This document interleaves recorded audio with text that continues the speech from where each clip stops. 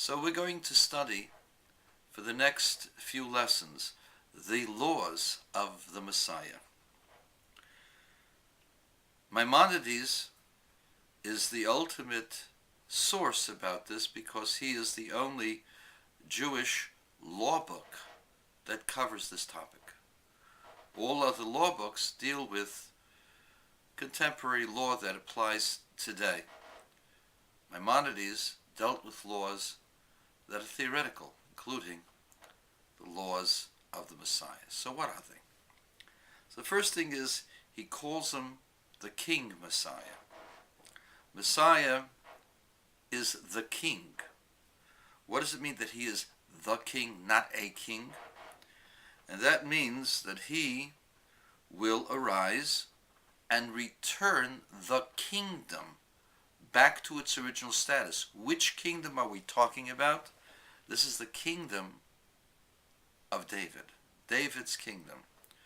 For those of you who are skeptics about the concept of the holiness of a tzaddik, I just as an aside wish to remind you, we say in our prayers, David Melech Yisrael Chai V'Kayim, David, King of Israel, is alive and existing even today.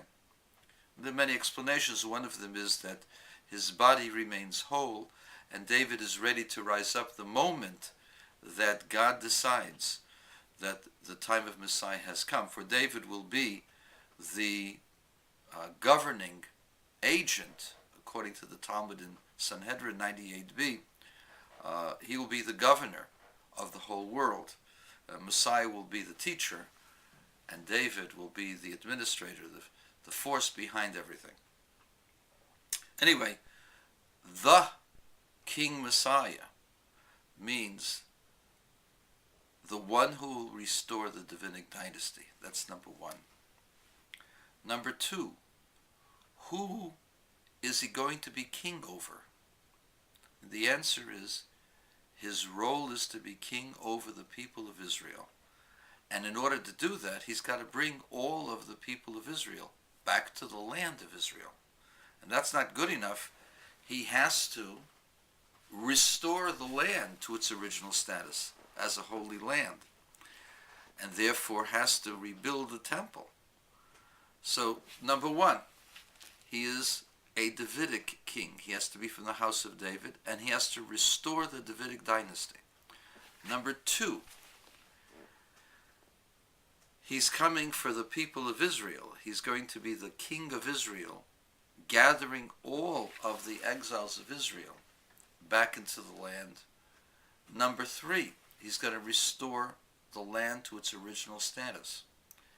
And as a result of that, all of the laws that could not be practiced during the time of the diaspora will be restored, because the land will be holy, since all of Israel will be on that holy land.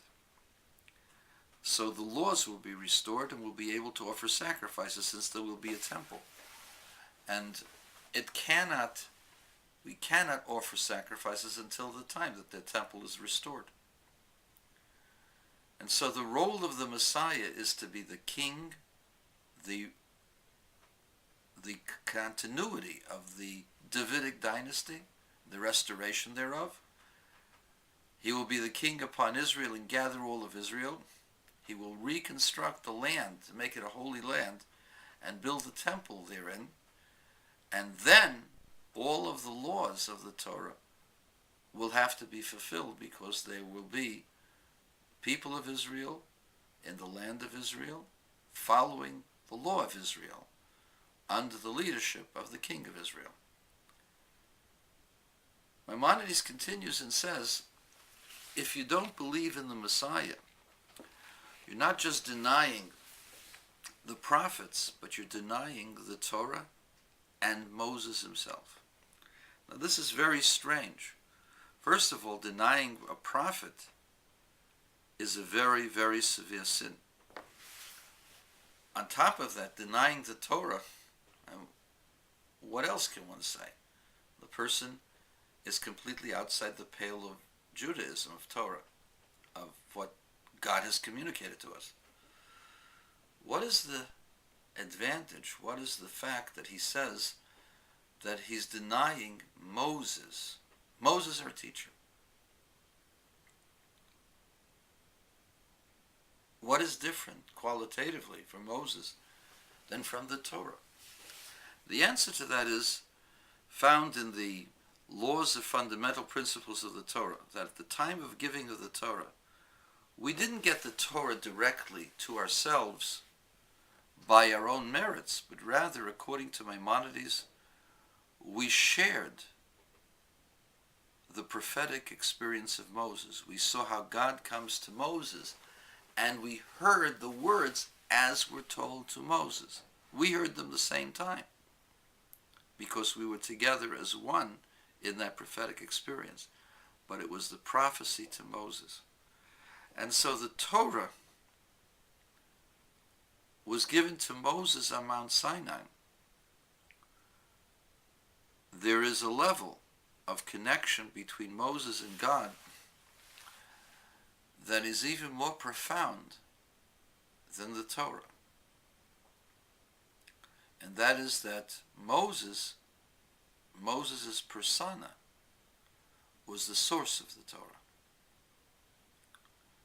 And so anyone who denies the Messiah denies the basic element of Moses, as Moses is connected to God, as Moses is the channel for the divine revelation.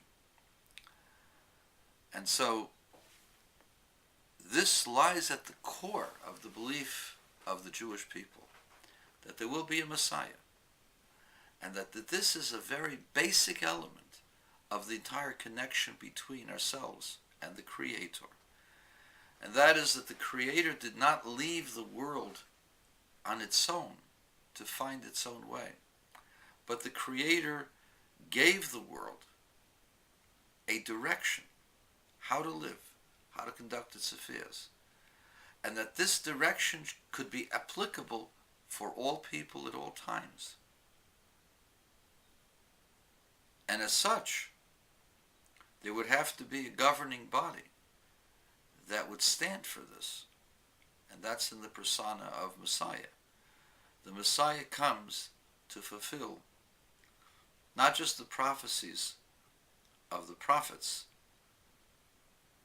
but to fulfill the role that God has deemed necessary that he revealed to Moses.